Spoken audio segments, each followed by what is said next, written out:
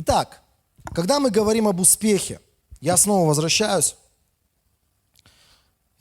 Я хочу вот из этих 35 мест Писания, я сегодня сделал что? Я открыл еврейское значение этого слова, то, что в Ветхом Завете написано на иврите было, есть значение этого слова «успех», что он означает. И потом есть 4 места Писания в Новом Завете, где апостол Павел в основном говорит про успех.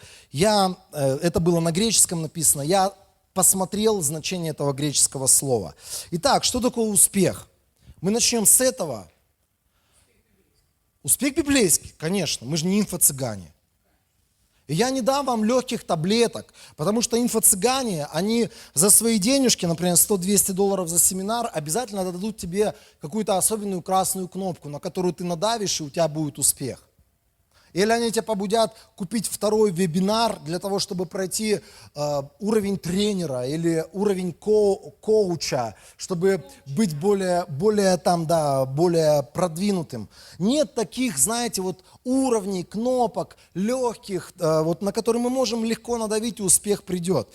Я хотел бы сегодня поговорить об основополагающих вещах, которые в жизни должны стать частью, как бы неотъемлемой частью нашего поведения, характера, которые приведут нас к успеху. Итак, что такое успех? С еврейского языка или с иврита я читаю. Это значит быть сильным, быть успешным. Вот не так. Быть сильным, нападать и побеждать. Быть успешным и быть полезным. Преуспевающим и благоустроенным. Другое, там 3 есть разных значения, 3 разных слова используются в слове «успех». Это значит поступать благоразумно. Если первое связано с чем-то внешним, связанных, может быть, с какими-то внешними победами, то второе, оно говорит о том, что это значит поступать благоразумно, иметь внутренний успех, понимание, разумение, быть благоразумным и мудрым. Здесь успех связан с какими-то внутренними вещами.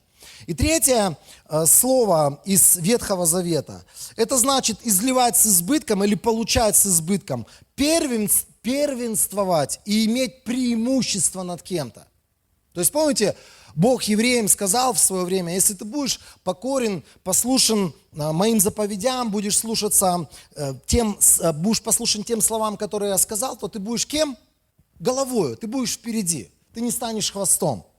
Это вот все, что связано с успехом, если мы читаем Ветхий Завет. Новый Завет. Греческое слово, я не смогу его прочитать по-гречески, неохота коверкать слова чужого языка. Но такое значение.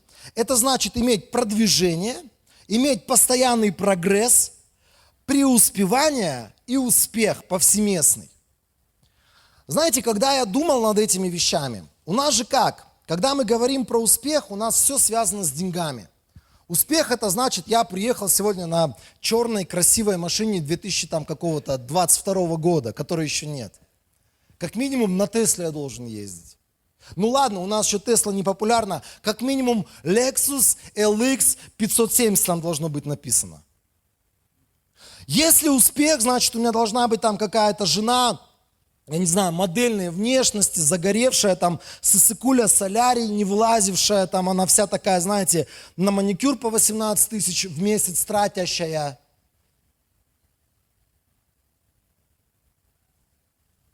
Знаете, вот люди, у них свои какие-то категории или критерии успеха. Но когда мы читаем Божье Слово, мы понимаем, что у Бога есть какие-то свои критерии. И прежде всего, если мы столкнемся с Божьим успехом, то мы понимаем, первое, это не деньги, и это не то, что тебя окружает, не твой дом, в котором ты живешь, не модельной внешности жена, не дети, которые там у тебя учатся в Оксфорде. Нет. Не это успех. Успех это прежде всего мир с самим собой. Запишите себе, пожалуйста. Успешный человек – это тот, кто имеет мир с самим собой. Он примирился, он не живет в страхах, в чувстве вины, в чувстве неполноценности. Это человек, который знает себя как Божие творение и знает Бога своего.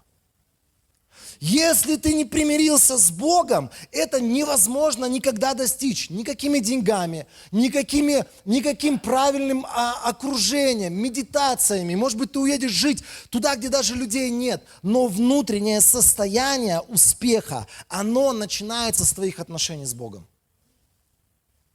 Самое печальное, что есть куча богатых людей, но это люди неуспешные, они внутри разрушенные.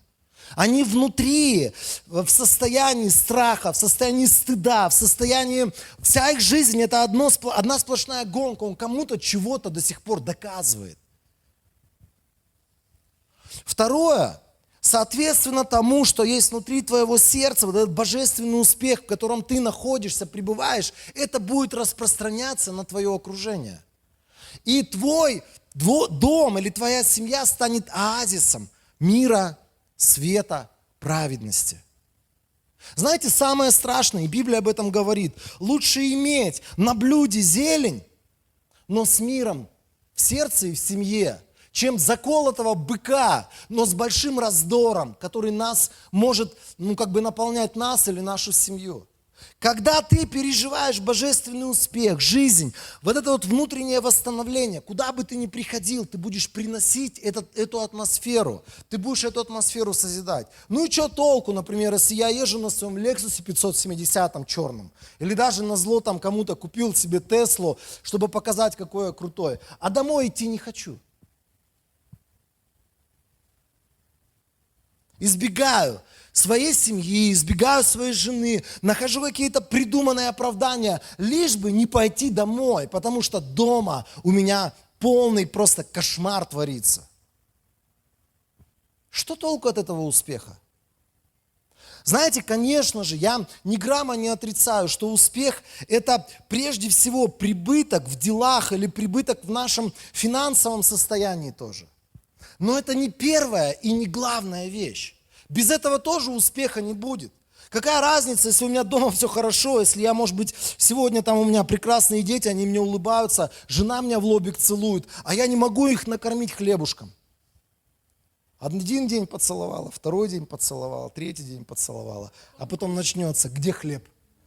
Нету хлеб кусать, буду тебя кусать. И буду тебя грызть. Успех, знаете, вот в Новом Завете мне очень нравится, это постоянный прогресс в делах. И еще есть такое слово там, что ты не будешь успешным, оно переводится как состояние бесполезности, недостижения цели в работе или безработица. Это когда ты, ничего не производишь, когда от тебя пользы нет никакой, в том числе финансовой. Успех – это все сферы нашей жизни. Скажи вместе со мной, успех – это все сферы. Это не только деньги. Деньги – это одна из. Мы почему-то смотрим только на внешнее, на деньги, но деньги – это одна из. Это не значит, если у меня с деньгами сегодня что-то не получается, что я начну выкидывать тоже эту тему из своей жизни и говорить, ой, неважно, сколько у меня денег, я успешный по жизни человек. Успех в том числе и деньги. И мы к этому вернемся еще. Но почему я сегодня так много говорю про этот успех? Начало успеха для любого сына и дочери Божией – слово смирение. Только с этого начинается настоящий успех. Только через эту дверь. Это легальная дверь, это единственная легальная дверь, через которую вместе с Богом мы можем войти и иметь от Него все обещанное им. Более того, я скажу, сам Бог заинтересован в том, чтобы каждый Сын Божий, каждая дочь Божия имела успех. Сам Бог, который написал Библию, который все создал прекрасным, который все создал красивым, дорогим, богатым, Он заинтересован в том, чтобы мы жили именно так. Бог не заинтересован в чем-то другом, потому что Он сам успех. У Него все прекрасно, у Него все гармонично, у Него все сложено таким образом, что ты просто кайфуешь от этого, и это все один сплошной рай там, где Бог. Поэтому вот некоторые люди говорят, ад – это не просто место мучений, где там сковорода какая-то жарится, и подонки какие-то там ржут над тобой и подкидывают дрова. Нет! Ад – это не такое состояние. Ад – это место, где нет Бога. Это значит, нет ничего славного, чудесного, нет ничего, знаете, вот такого вот светлого. Все просто беспросветная тьма, все плохо, все никуда не приходит ни к чему хорошему, и там нет вообще выхода. Слово «успех» – это то, что Библия обучает своих последователей, своих учеников, читающих эту Библию. Это слово, которое приходит от Бога, и Бог хочет, чтобы я был успешным. Я хочу, чтобы мы это запомнили.